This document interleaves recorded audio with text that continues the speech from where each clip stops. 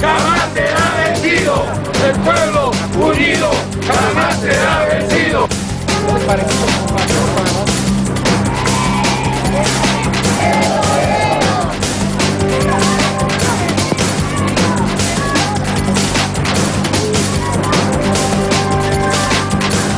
Bienvenidas y bienvenidos, gracias por estar en este programa y gracias a nuestro invitado que es Arturo Alcalde Justiniani, un importante abogado laboral en nuestro país con una larga trayectoria y que te agradecemos que estés en este día aquí para conversar. ¿Cómo estás? Me da mucho gusto estar aquí, muy bien. Como siempre, gracias Arturo por estar en este día. Estamos en esta conmemoración, digámoslo así, del Día Internacional del Trabajo, este 1 de mayo, que se recuerda esa gesta histórica de los mártires de Chicago, que para efectos de un país como México y para otros, bueno, pues es un referente obligado, un referente universal.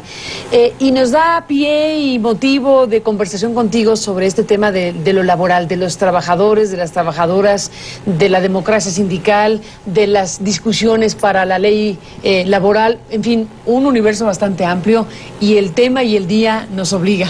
Así que de pronto no está mal la efeméride. ¿Por qué se conmemora el 1 de mayo como el Día del Trabajo? Se supone que son los mártires de Chicago, ese es el origen, aunque curiosamente en Chicago y en Estados Unidos el 1 de mayo no es el Día del Trabajo, ¿no? Ese es el referente histórico y que ha tenido pues digamos, un proceso distinto en cada uno de los países, ha sido un motivo, ¿no?, de recordar los problemas del trabajo y básicamente protestar. Es en esa línea que se, digamos, desarrolla este día de protesta en contra de las condiciones de trabajo, movilizaciones en todo el mundo. Tú verás que hay incluso un recorrido en cada uno de los países de lo que sucede ese día, ¿no? Sí, bueno, es una fecha sin duda muy relevante y nos lleva a preguntar eso. ¿Y cómo está hoy el mundo laboral en un país como el nuestro, como México? Pues yo creo que, y lo vemos en la realidad cotidiana, de una situación muy negra para los trabajadores. Todos los indicadores así lo acreditan. Por un lado, si vemos cuál es la condición del empleo, ¿no? La mayor parte de la población carece de un empleo estable, ¿no? Los pocos empleos que se están creando, se necesita 1.200.000, se crean 600.000, y dentro de los que se crean, más del 70% son empleos precarios de alguna manera, empleos temporales, y si no hay empleo, pues obviamente presiona en el conjunto de las condiciones de trabajo. El salario es uno de los grandes temas que ha sido descuidado y que se omite, debería ser quizá un motivo de controversia, ¿no?, en el tema de las jornadas electorales. Quizá una de las preguntas... ¿En las campañas? Una de las preguntas campañas, ¿no? O sea, ¿cuál es tu política salarial y cuál ha sido tu política salarial? Quizá no las preguntas que van a ser esto de el desplegado de los intelectuales que luego lo laboral le dieron la vuelta por otro lado, pero ¿cuál es la política concreta en materia salarial? Y sobre todo, ¿cuál ha sido? Yo diría que en el caso del gobierno panista, pues ha sido de una restricción salarial impresionante, que no solamente proviene de este sexenio, sino que en realidad ya viene de tiempo atrás una caída salarial tremenda que nos ubica con uno de los salarios más bajos del mundo. Pensemos solamente que el salario mínimo anda alrededor de 60 pesos diarios, ¿no? Y que la mayor parte de la población, más del 65%, está hasta 3 salarios mínimos. Entonces, esto nos habla realmente de una degradación salarial que, si la combinamos con esas dificultades en el empleo, pues encontramos un escenario sumamente difícil.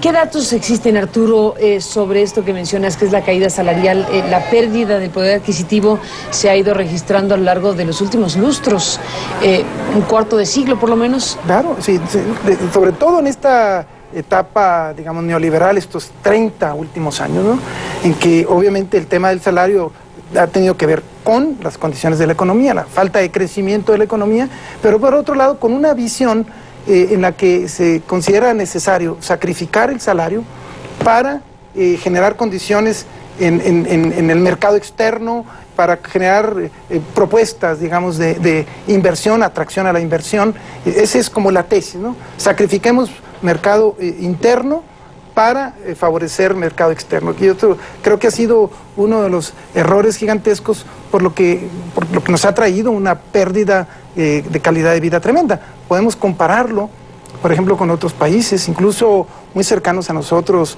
Argentina, Brasil, en fin, incluso hasta países más pequeños, y encontramos que el salario mexicano ha sido pues considerado uno de los salarios más bajos, ¿no?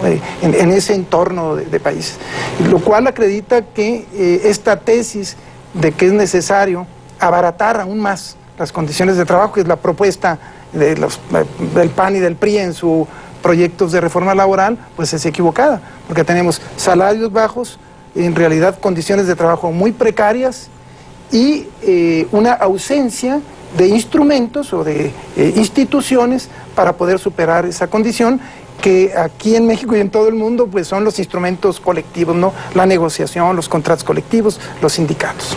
Arturo, no en varias ocasiones se ha podido escuchar, por ejemplo, alguna voz gubernamental que dice, bueno, no se generan los trabajos suficientes, entre otras cosas porque se ha impedido la aprobación o no se ha dado la aprobación de la ley laboral. Acabas de mencionar por lo pronto 2 iniciativas, pero hay varios planteamientos que se hacen en materia laboral.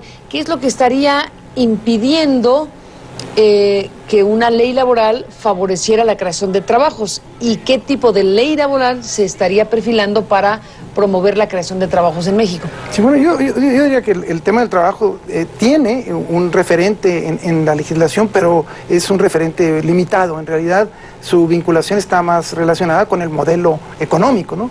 La ley como tal no es una fuente creadora de trabajos. Eso tiene que ver con inversión, tiene que ver con crédito, tiene que ver con la visión que tienen de la economía, ¿no?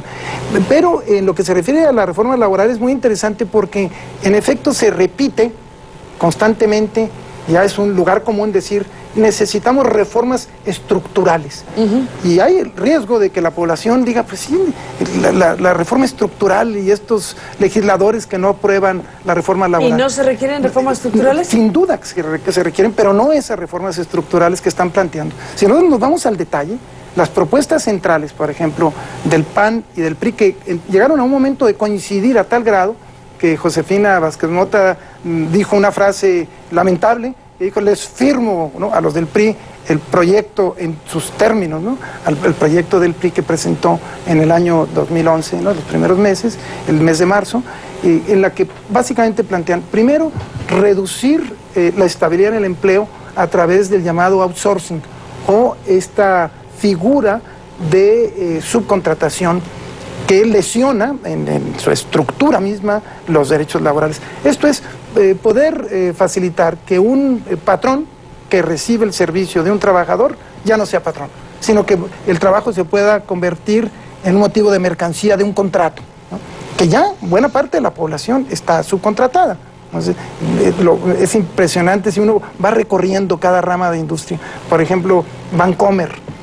Uno se pregunta, ¿cuántos trabajadores tiene Vancomer en México? No tiene ni uno, porque todos están subcontratados a través de una empresa que han creado artificialmente para evitar el pago de prestaciones y reparto de utilidades, etc. Entonces, ese es un tema. Un segundo tema está relacionado con una limitación a la estabilidad en el empleo a través de contratos temporales, incrementar las formas de contratación temporal. En tercer lugar, plantear límites a lo que ellos dicen los salarios caídos en los juicios. Como tú sabes, los juicios en México son lentísimos, duran el orden de 5 años. Sin embargo, la propuesta es no de mejorar el sistema de justicia, que eso sería muy razonable y muy aplaudido por la población. Todo el mundo quisiéramos tener juicios laborales que duran 6 meses, ¿no? Dicen, se mantienen los vicios, van a seguir durando 5 años, pero a los trabajadores nada más les vamos a pagar hasta 6 meses, dice el PAN en su propuesta. Entonces el PRI dijo, no, yo propongo 1 año. Y luego le dijo el PAN al PRI, bueno, acepto el año. Bueno, pero ¿cómo 1 año? O sea, pues, obviamente lo ideal es que los juicios duren poco y se paguen pocos salarios caídos, pero no que se cargue sobre los hombros de los trabajadores la tardanza injustificada de esos juicios. Esa es una propuesta muy lesiva. Hay otras más, el pago por horas, por ejemplo, que es una cosa absurda, que ya existe de alguna manera en la ley, pero que quieren que se pague por horas sin prestaciones, o sea, sin las partes proporcionales de las prestaciones. Y además incrementar los controles en el movimiento sindical. Ahora, toda esta propuesta la envuelven de una campaña como todo en nuestro país. Dicen, queremos una nueva ley laboral donde las mujeres ya no las acosen sexualmente, donde no haya cierto tipo de exámenes para las mujeres que están esperando niños, donde haya, en fin, hacen una presentación de la parte superficial de la propuesta, pero en esencia es generar despidos más baratos, reducir estabilidad en el empleo e incrementar el control. Yo estoy convencido de que si los trabajadores tuvieran información puntual de lo que está proponiendo el PAN y el PRI en materia laboral, no le darían un solo voto en estas elecciones, pero lo esconden porque, digamos, quieren que este tipo de iniciativas se mantengan en el secreto. Déjame hacer una pausa y a ver, ¿la izquierda tiene algún planteamiento laboral o está ausente de esta discusión? Porque estás enfatizando que hay una iniciativa del PAN, una del PRI, ¿no hay algo que se contraponga desde la izquierda? Sí, después de la pausa, claro.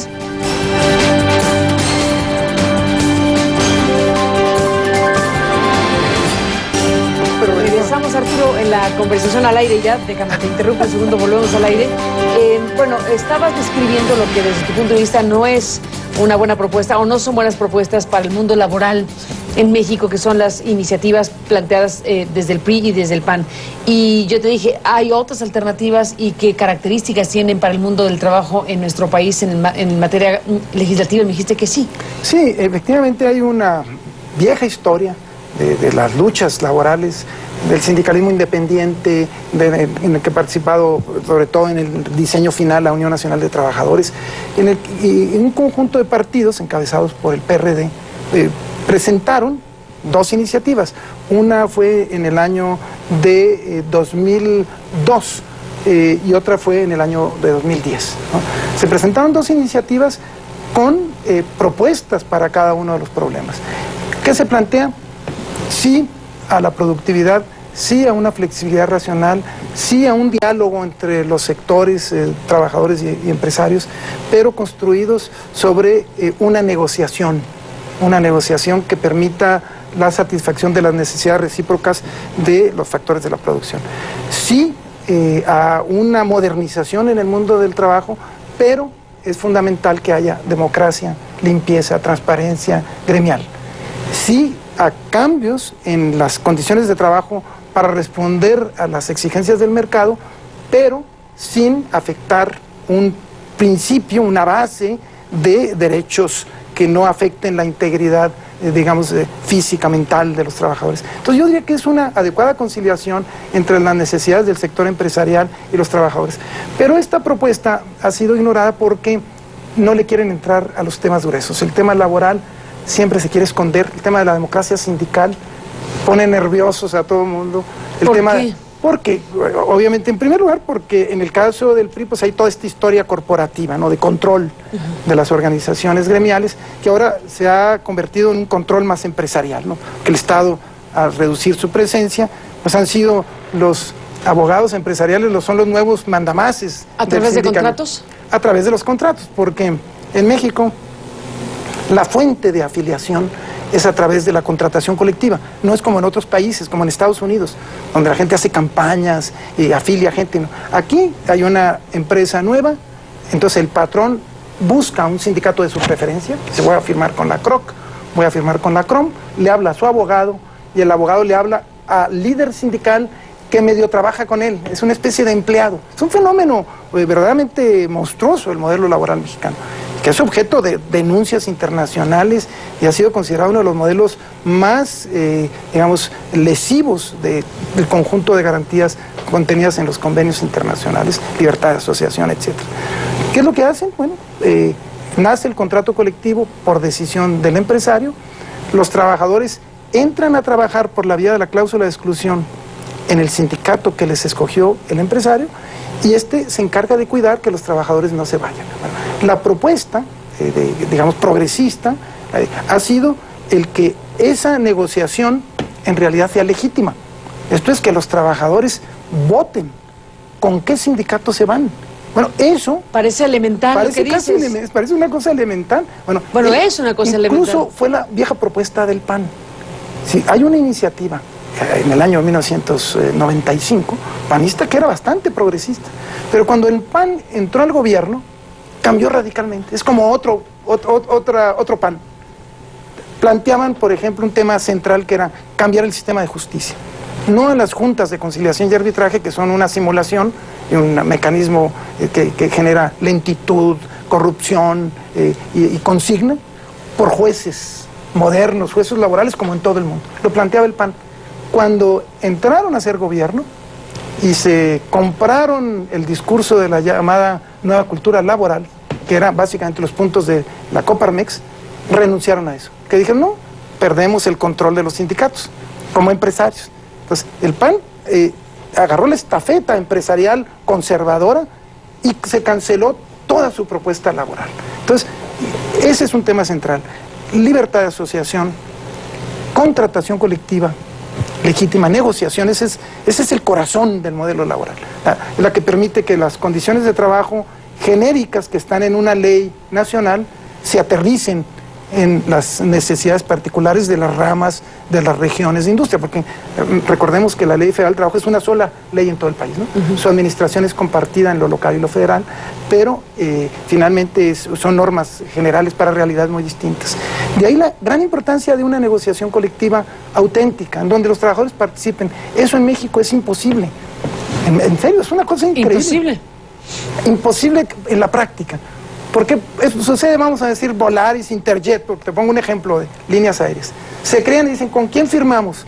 ¿Con los sindicatos democráticos de ASPA o de ASA? O sea, los pilotos. No, mejor vámonos con un sindicato que controlamos y lo mandan llamar, firman y ya tienen, esos son los llamados contratos de protección patronal. Más del 90% de los contratos colectivos en México son de carácter, digamos, de protección empresarial. O sea, está totalmente 90%. Podrido el modelo. 90%. Más del 90%. 92% calcula entre Bousas, Bensusan, los investigadores que se han dado a esa tarea, identifican un fenómeno impresionante, digamos, de deformación en la esencia. Pero nadie le quiere entrar.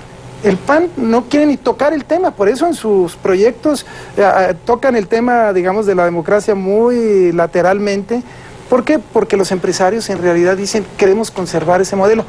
Algunos empresarios, los más inteligentes, nosotros hemos hablado con empresarios, inversionistas, por ejemplo, de las empresas de marca, dicen, nosotros no queremos esa simulación, queremos sindicatos reales también.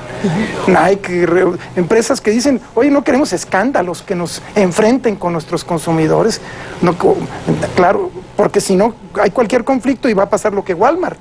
Ahora con el problema de Walmart empieza a ponerse, digamos, en los reflectores sí. Y se dan cuenta de que hay puros contratos de protección.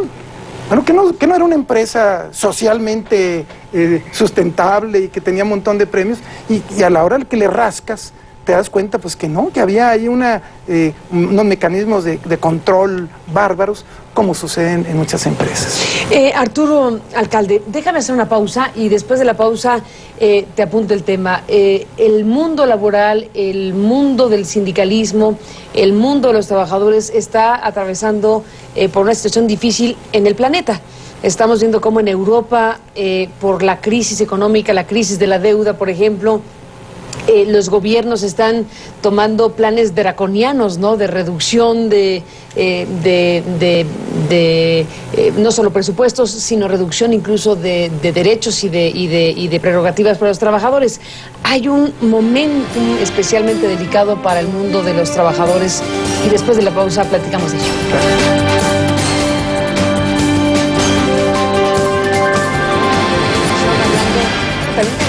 De las crisis en Europa, bueno, lo que pasa en Estados Unidos, la situación económica en general, nos obliga a pensar en esta ecuación siempre complicada de derechos laborales y crisis económicas. ¿Qué pensar al respecto? Yo diría que precisamente por esa situación de crisis es que se necesita que haya un modelo laboral que permita responder a esa situación de crisis. No olvidemos que la negociación auténtica, o sea, donde realmente se sientan actores legítimos, actores electos democráticamente, no falsos, ¿no?, y empresarios responsables, pues discuten y modifican las condiciones de trabajo en un sentido bueno. Frente a una realidad. Como una realidad. Estoy pensando el caso del SME, ¿no?, que ha sido tan famoso. Bueno, si la idea del gobierno era tener una empresa, y creo que era correcto tener una empresa sustentable, altamente productiva, pues la solución era discutir con los trabajadores cuáles eran las modificaciones que se requerían. La propia ley establece mecanismos, a través incluso de conflictos que le llaman conflictos colectivos, ¿no?, de naturaleza económica, y que si no se ponen de acuerdo con los trabajadores, resuelven los tribunales. Pero en lugar de entrar a esa lógica de negociación, se opta por dar el trancazo y mandar 40,000 gentes a la calle, ¿no? O el caso del minero, y así tú vas recorriendo. Cada una de las ramas de industria, te das cuenta la ausencia de una visión, digamos, de Estado en el mundo laboral, sino que optan por el control, por mantener la corrupción, además con un efecto brutal en todo el modelo, porque un país que no tiene democracia sindical, donde todo es simulación, imagínate el efecto que ya incluso llega a tener hasta en el mundo del narco, porque es un espacio propicio para todo este manejo de recursos clandestinos que significan las dádivas que existen entre los líderes, control de carreteras, taxis, en fin. Es una cosa, un tema delicado, independientemente de la cultura política y el tema del uso racional de los recursos humanos para tener un modelo altamente productivo que todos deseamos. Pero el tema laboral hoy se mantiene escondido, es un submundo, no lo quieren tocar, le tiene horror. Prefieren hablar de cualquier cosa menos de lo laboral, mejor hablar en genérico de reformas estructurales para ver cuál es el ingenuo que se la cree, ¿no? Y en lugar de hablar de realmente de la posibilidad de reformar el modelo, tener nuevas instituciones, permitir que haya nuevos actores para generar una cultura de responsabilidad en el mundo del trabajo, que tiene impactos benéficos en todo el diálogo social, posibilidades hasta en todo este temas ambientales, temas de derechos humanos, temas, en fin, que sin duda coadyuvan en un país mucho más desarrollado, ¿no? Pues Arturo, alcalde, evidentemente estamos frente a un tema básico, fundamental para cualquier sociedad, y bueno, pues la puerta está abierta para seguirlo discutiendo. Yo te agradezco mucho que hayas estado en este programa en una fecha como esta, pues con todos estos ángulos, y bueno, habremos de contrastar también las propuestas de otros, las reflexiones de otros. Hay miradas distintas para abordar el tema laboral, pero por lo pronto te agradezco que hayas estado aquí. Te agradezco mucho, al contrario, y te felicito porque tuvieron el interés en tocar este tema que es clave, porque no olvidemos que todos somos trabajadores de una u otra manera. Ni duda cabe. Pues Arturo, gracias por estar aquí. Gracias, muy amable. Y gracias a quien nos permitió acompañarle en esta ocasión. Pásela bien. Hasta la próxima.